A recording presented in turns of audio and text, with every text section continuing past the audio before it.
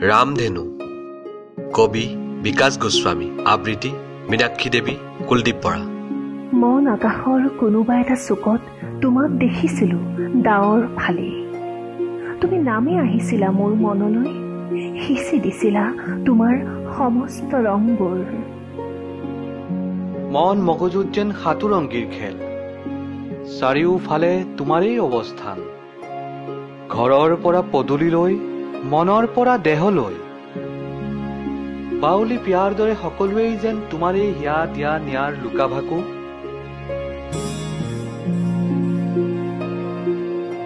সঁচাকৈ কি অদ্ভুত তোমাৰ ভাল পোৱা